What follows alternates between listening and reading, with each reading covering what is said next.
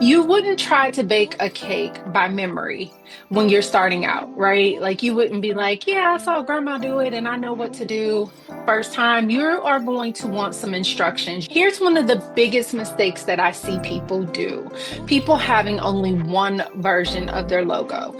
This creates visual inconsistency that your audience will notice. Even if they can't quite put their finger on what it is, it ends up making something just feel off. The reason that these things are so important is because it makes it one less decision that you have to make, one less thing that you have to spend time on. Every minute that you spend doing this will save you at least 10 minutes later.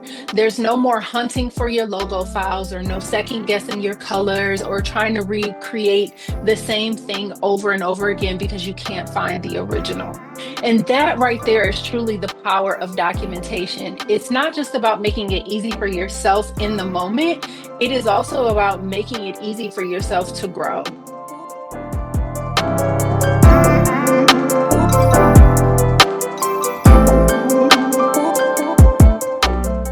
Hey y'all. So remember last week when we talked about brand image and brand voice and needing to have the two work together?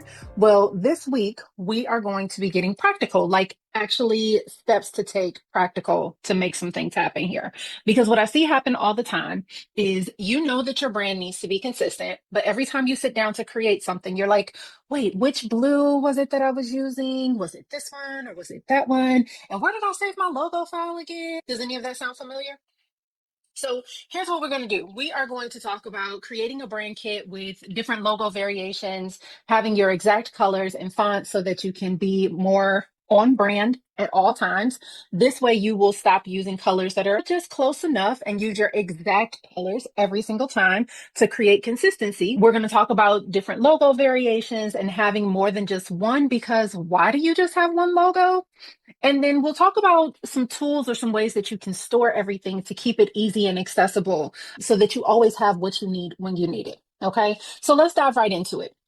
The thing I want you to understand about brain consistency is that it's really hard to be consistent when you don't have everything documented in one place and that place is easy for you to access, right?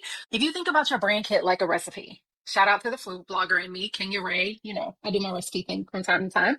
You wouldn't try to bake a cake by memory when you're starting out, right? Like you wouldn't be like, yeah, I saw grandma do it and I know what to do. First time, you are going to want some instructions. You're going to want to have like what you need lined up, instructions, aka the recipe, whatever else. You're not going to be guessing measurements and all of that because if you did that, I'd be willing to bet that you'd mess the cake up. Like the cake would maybe not even be edible, right? Your brand deserves this attention to detail.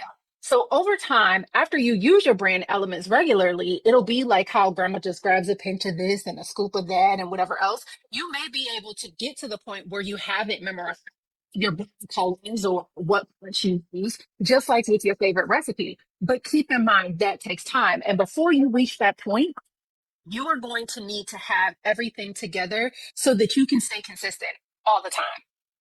Full stop. Okay. So let's talk about what actually goes into your brand kit. Your brand kit is basically the collection of all of your visual brand elements in one easy and accessible place. So in your brand kit, you're going to have your logo variations, not just one. You're going to have your brand colors. You're going to have your fonts. And you may even have some specifications in there about how you actually use these things. So let's talk about your logo variations. Here's one of the biggest mistakes that I see people do. People having only one version of their logo. Don't worry, if that's where you are right now, we are growing in this moment and becoming better. And I'm going to explain to you why you should not have just one version of your logo. When you only have one version of it, then you probably end up constantly trying to make it work in spaces where it just does not fit.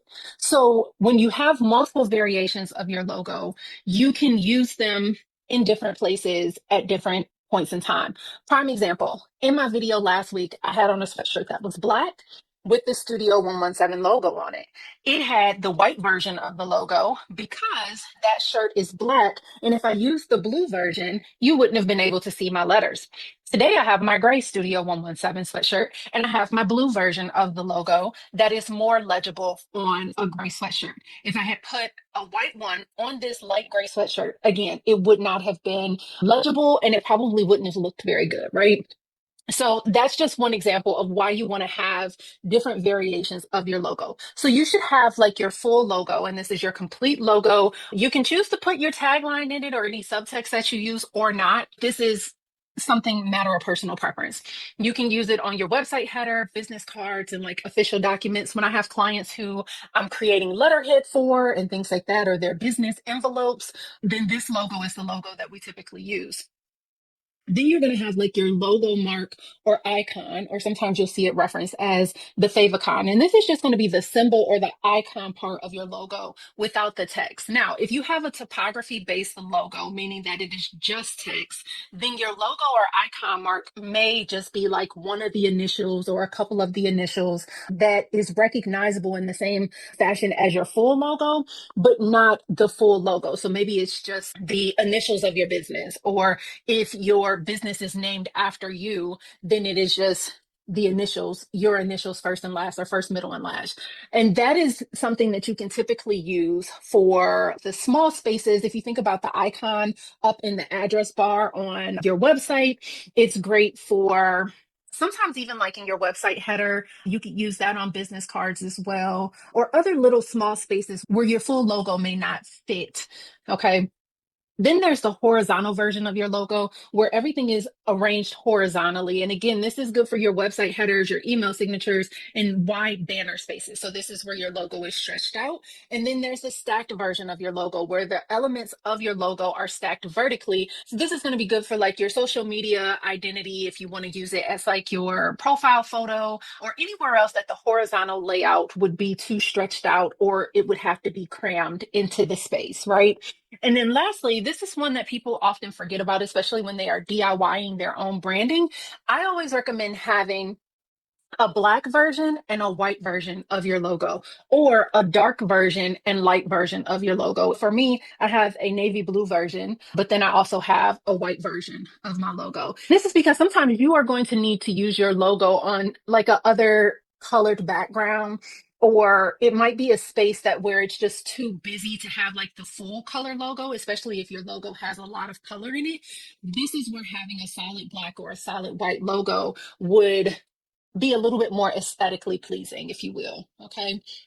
So the first time that you need to put your logo on a colored background or in a tight space and you actually have the right variation, you will feel like you have arrived. You'll thank yourself for doing this and having this prep work done and out the way. Okay. So then the next thing that you want to make sure that you have in your brand kit is going to be your brand colors. And you need to know the exact color codes for your brand colors, because the second biggest mistake that I typically see people using is colors that are just close enough. So you see a color, let's say you use Canva, because a lot of creators do, and you're like, yeah, this orange is close enough. Then 6 months later, you're creating a new graphic and you're like, well, maybe this one is the one. So now you have three different variations of orange: the one you chose 6 months ago, the one that's assigned to your brand kit, and then this one that you just threw in there. And you just keep picking ones that are similar or close enough. What this does is creates visual inconsistency that your audience will notice. Even if they can't quite put their finger on what it is, it ends up making something just feel off. If you think about some of your favorite brands, one of the things that I bet you can bet on is that their brands are consistent. The colors that they use are consistent. The fonts that they are using are consistent. So here is what you need to document for each of your brand colors. I have also seen people have not enough colors. You should have more than just one or two colors. And if you only have one or two colors, they should not be black and or white because those are colors that you are going to use regardless. And so they don't necessarily need to be in your brand color palette. Okay. I recommend having 3 to 6 brand colors. 5 is kind of like the sweet spot. And for each of those brand colors, you should have the color name. So you can give it a name, or like if you use one of the tools that I recommend, like Adobe Color or colors.com, it'll give you a name of the color. The big one to have is the hex code. And this one is big for digital use. So, like on your website, social media, your email marketing platforms, when it asks you for your colors or gives you the option to customize colors, it is looking for the hex code. If you have that one, you can also easily find the other color codes, which are going to be your RGB codes or your CMYK values. The RGB values are typically better for digital and screen use, and then the CMYK values are better for print materials, but they can be used interchangeably. So you might be wondering, like, Tina, where do I even find these codes? If you're working with a designer, they should already provide those to you. But if you're DIYing it, you can use the two tools that I mentioned, one of the two tools that I mentioned. So Adobe Color or colors.co. Colors.co is one that I personally love. It just has a lot of different features on it for trying to pull together color palettes, but then it also gives you like all of the different color values and names of the colors. The other thing that I love about it is the fact that it has an app. So a lot of times when I'm working and on the go, whether it's on my own stuff or clients' work, I can easily get to our brand colors and copy and paste from it really, really easily when I need to punch in a color. If you see a color that you love online, you can use a browser extension like the Color Pick Eyedropper. There's several ones out there. As with anything, when you're downloading extensions and things like that, just kind of read the reviews on them and see what other people are saying about them before actually picking one out. Because while it may say that it does a thing, I have definitely downloaded a Chrome extension and it not did what it said it was going to do. Okay. But if you're using Canva and you're picking things with colors inside of Canva, then Canva also will show you what the hex code is when you click on any color. So one tip that I always like to give people is don't just save these codes in like your random notes app or in some random Google Doc or something like that. Put them directly into your brand kit. And we'll talk about in a minute like what your actual brand kit is and where you should be storing these things. But don't just have it randomly placed somewhere, because I guarantee you, you will not find it when you need it. And then you're going to go grab some random color. And we already talked about why we don't do that, right? Okay. The third thing that you need inside of your brand kit is going to be your fonts. And this is another one right in line with colors where I see people just use, whatever fonts. Like one day you're using this font and then the next day you're using this font. You should have well defined fonts, just like the defined colors, just like you have your logos. And I'm going to tell you something. The reason that these things are so important is because it makes it one less decision that you have to make, one less thing that you have to spend time on. When I go to create different things for my brand, it's so easy. Like that part, I'm flying through because I don't have to decide anything. I already know what fonts I'm using. I already know what colors I'm using. I might want to switch them up a little bit, but by and large, I'm not like scrolling through the list of fonts to see which one I want to go to. But also, again, because consistency is the name of the game, this keeps you consistent. So I say at minimum, you need 3 documented fonts. So you need one for your headings, one for your subheadings, and then one that you use for regular body text. I also like to have an additional accent font. Now, this is a font where you can get into like a script font or something that's a little bit more a font that I would usually say stay away from for like your headings or subheadings. Your accent font you can totally kind of play around with because you're going to use it minimally, and it's typically for like a little extra effect and not something that you're overly using, right? So with your fonts that you're using for your heading, your subheading, your body fonts, you want to make sure that they are fonts that are easily able to be read, whether it's like right there in front of you or whether it's from a distance. I typically tell people to stay away from like the extra cursive fonts because those can be hard to read. Also, I like to say having fonts that have several different weights is also nice because you can create dimension within the weight of the font. So, like, not just being the regular version and the bold version, but being able to have like regular, semi bold, bold, extra bold, and then black of a font is like it gives you several different layers of that font that you can use. Montserrat is an example of that one where there are so many different variations of that font weight that you can use. So, like if you really like Montserrat and you want to use it for your heading and your subheading, you could use 2 different weight variations of that font and it not be like overkill. One thing that I will say is to stick to website fonts or fonts that are available on most of the platforms that you use. So that way, when you are working with different platforms or you maybe have a VA that's doing something for you, these are fonts that are easily accessible and that are available for your different projects without you having to, again, take time to go and hunt them down and search for them. Okay. So the last thing we're going to talk about is where to store it all, right? So that you can find it, so you have access to it, so that you are consistent, because that's what we're talking about, right?